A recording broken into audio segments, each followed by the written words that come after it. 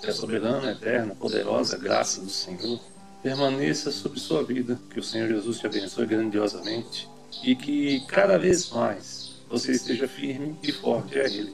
Senhoras e senhores, estamos aqui para mais uma vez trazer para vocês aquilo que lemos e aprendemos nas mensagens maravilhosas da Palavra de Deus. Hoje as pessoas estão embriagadas pelas redes sociais, pelas plataformas online, pela própria televisão. É importante também ler a Palavra de Deus, entender os ensinamentos da Palavra de Deus. A Bíblia é algo importante e único. Quando começamos a compreender a Bíblia, que ela tem para nos dar, e a química individual que isso acontece é pessoal, é individual, é para cada pessoa. Os textos e contextos da Palavra de Deus, suas histórias são únicas. Não querer acompanhar e compreender a Palavra de Deus é um erro gravíssimo de nossa parte. Jesus nos alerta em Mateus 22, 29, dizendo: errais em não conhecer as Escrituras. Hoje quero meditar com você no poder da decisão. Deus tem algo muito importante a falar contigo. Aproveite agora a vinheta de abertura, deixe seu like, compartilhe esse vídeo com seus amigos, seus familiares, comente no final do vídeo aquilo que você acha, o que você pensa. Agindo assim você vai estar me ajudando a plataforma a entregar esse conteúdo a mais pessoas.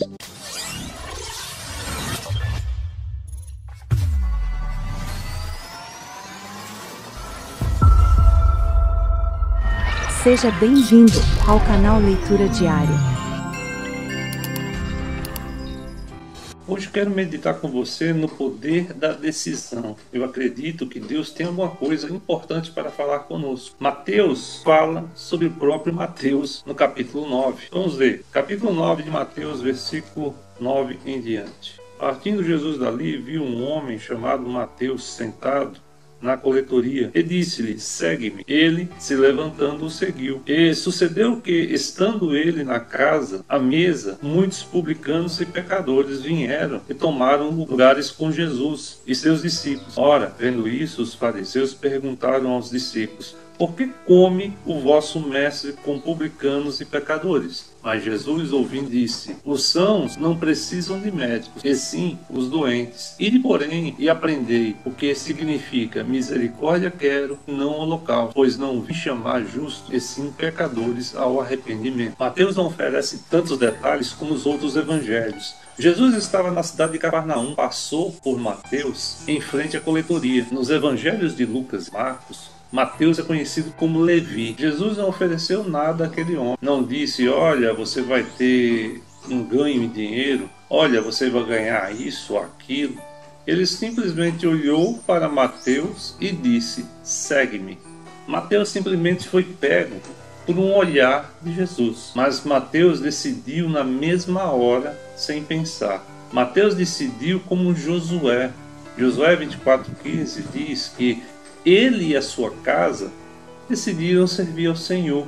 Foi uma decisão grandiosa.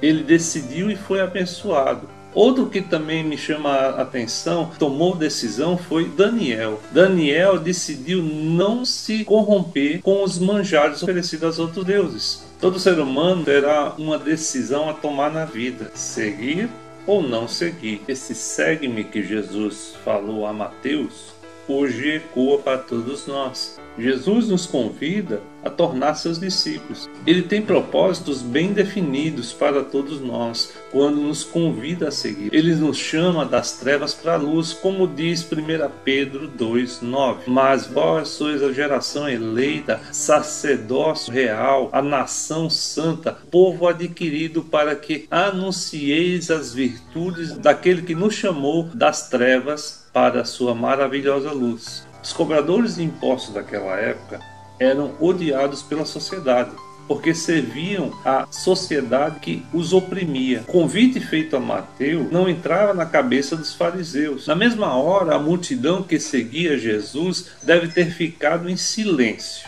por causa do convite que Jesus fez àquele homem. Jesus, já na casa de Mateus, sentou-se e vários publicanos e pecadores sentaram-se à mesa com ele. Os fariseus logo julgaram e reclamaram com os discípulos: Jesus é a água da vida, e quem beber da água que ele der não terá mais sede. Não é você nem eu que decide quem pode beber a água que Jesus dá. Não é você nem eu que decide quem deve sentar à mesa ou não. Jesus nos direciona a chamar quem Ele quer. Sabe aquela pessoa que você não entra, não gosta? Aquela que pode ter pisado na bola com você. Se Deus quiser te usar para aquela pessoa ser abençoada, você vai dizer não para Deus? E dizer, eu não acredito que o Senhor vai me humilhar a esse ponto. Saiba que não existe unção sem humilhação. Servir a Deus passa por pessoas.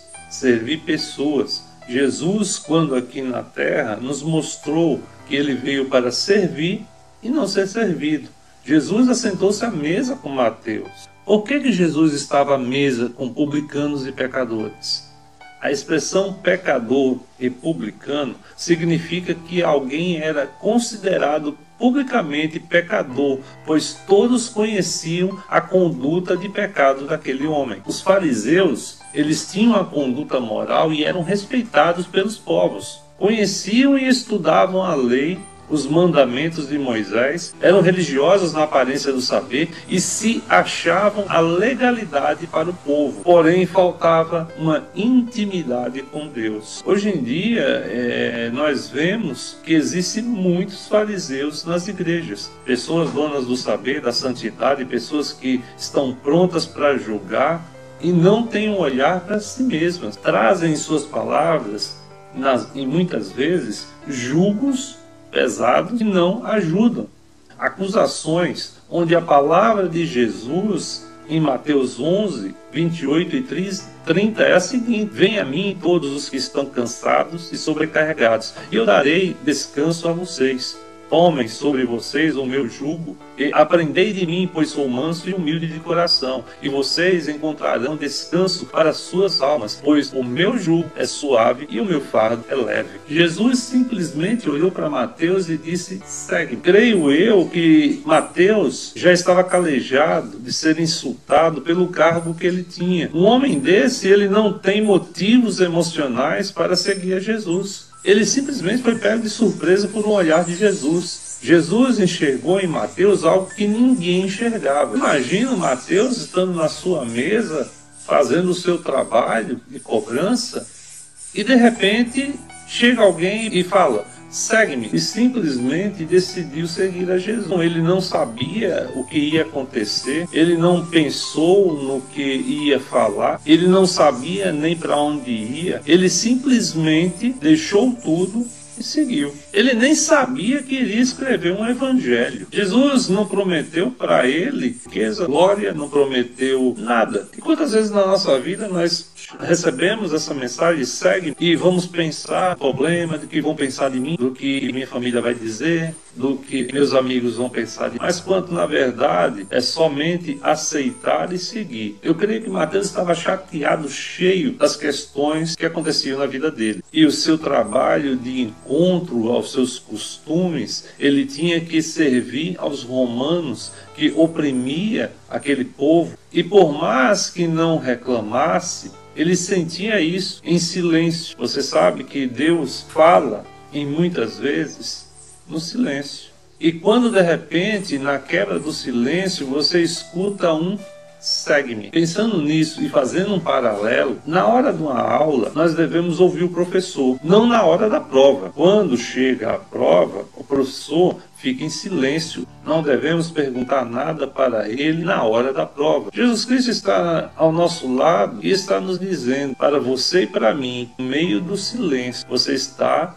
na prova. Aí você se questiona, mas eu não estou entendendo nada. Por que estou passando por essa prova? Jesus te diz, é porque você não prestou atenção na aula. Se nós prestarmos atenção na aula, quando a prova chegar, nós saberemos as respostas. E se formos reprovados, teremos mais aulas. Porque não adianta fazer a prova novamente se não prestamos atenção e não aprendemos a aula. Romanos 12 mostra que a vontade de Deus é boa, perfeita e agradável. Deus deixa passarmos por situações adversas que faz um rebuliço em nossas vidas. E quando percebemos que a vontade que é boa, perfeita, agradável, ela permite sofrer e chorar. Aí indagamos perguntando, se eu estou exatamente na vontade de Deus, por que estou passando isso? A dor faz parte do propósito. Deus usa para nos lapidar. Às vezes somos reprovados no perdão, no amor ao próximo, no conviver, no servir a Deus, nas minhas atitudes. Precisamos aprender mais, porque não adianta passar provas se não prestamos atenção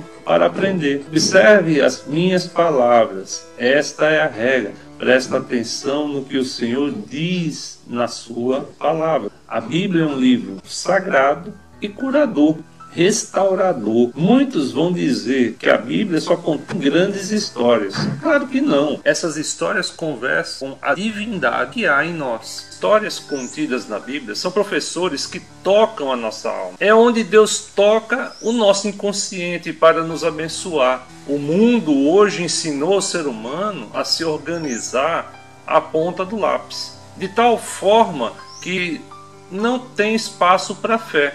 A palavra de Deus fica de fora dessa organização por completo. E muitos têm dificuldades de deixar Cristo os conduzir.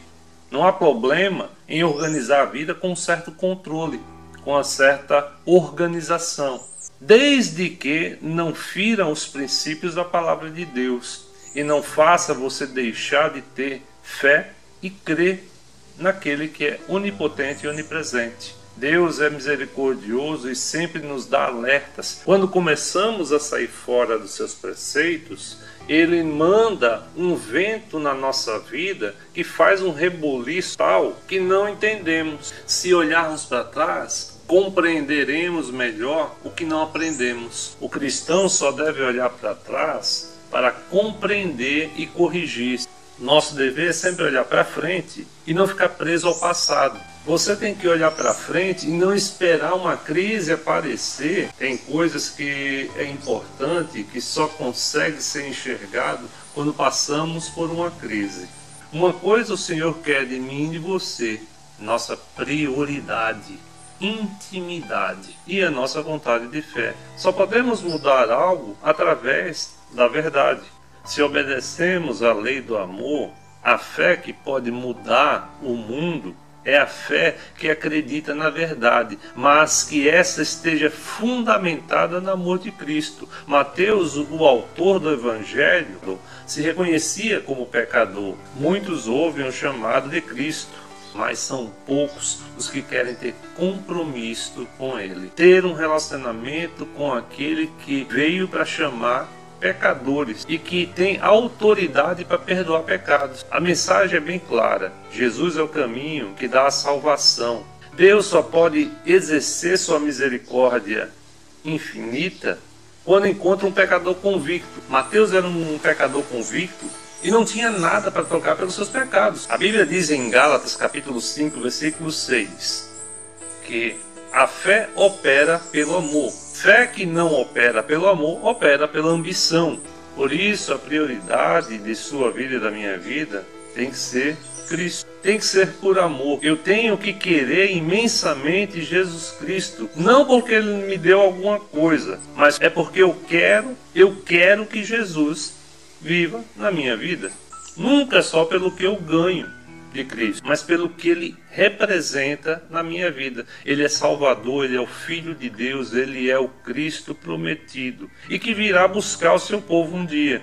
Muitos só querem Cristo pelo que Ele dá, pelo que Ele oferece, pelos pedidos que são atendidos.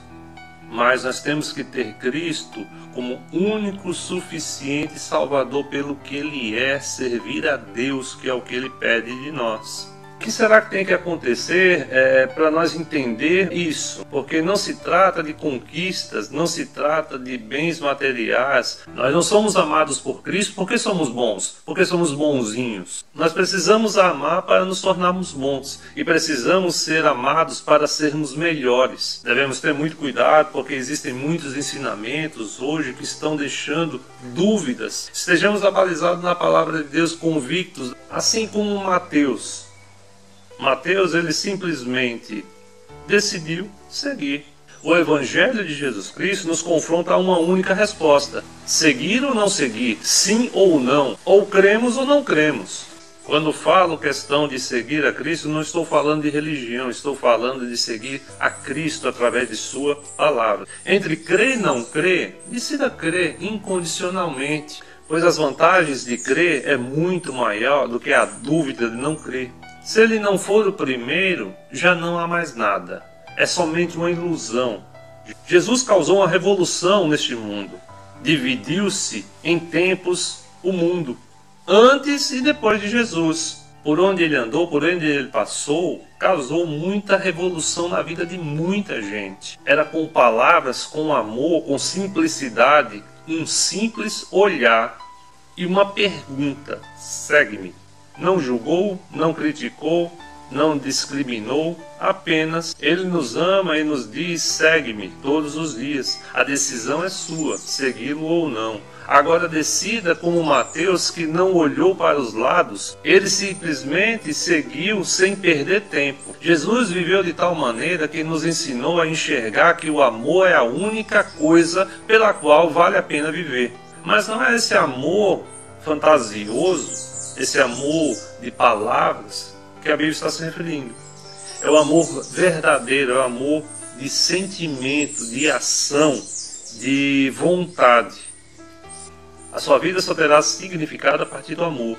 O seu diploma, o seu trabalho, os seus afazeres não vão ter nenhum significado. Jesus Cristo é o maior exemplo de amor, mas nada traz significado nesta vida. Sem Ele, nós não teremos nenhum significado. E você vai me perguntar: como eu faço isso? Isso é como um exercício de academia.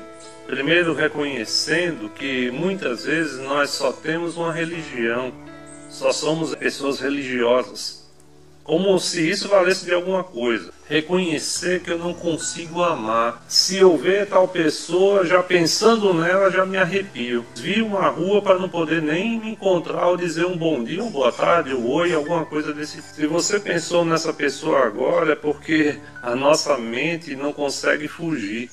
É algo negativo e demoníaco. Por isso, para a nossa mente sair do negativo, nós temos que estar com o coração cheio de amor, cheio de Cristo. Quando a nossa mente está cheia de amor, ela discipula a nossa vida. O coração cheio de amor faz você ter outra visão sobre essas pessoas. E você a abençoa, e você será também abençoado por Deus. E aí você vai dizer: ah não, meu coração é que me conduz. Eu não estou sentindo no coração de fazer isso. O coração, a Bíblia já nos mostra que é enganoso. O coração que aqui a Bíblia mostra é a nossa mente. Tomemos cuidado para não ser falsos com isso. Esse convite ecoa para todos nós hoje. Siga-me. Seguir a Jesus Cristo é caminhar conforme seus ensinamentos, renunciar ao pecado e viver de acordo com a palavra, testemunhando sua conversão e glorificando a Deus. Aqueles religiosos fariseus jamais iriam entender a misericórdia e a graça de Deus. A partir do momento que você começa a entender isso, você começa a ter uma nova visão sobre a vida. Que o Eterno te abra a visão para que você coloque esses ensinamentos em tua vida. Até o próximo vídeo, querendo Deus. Tchau.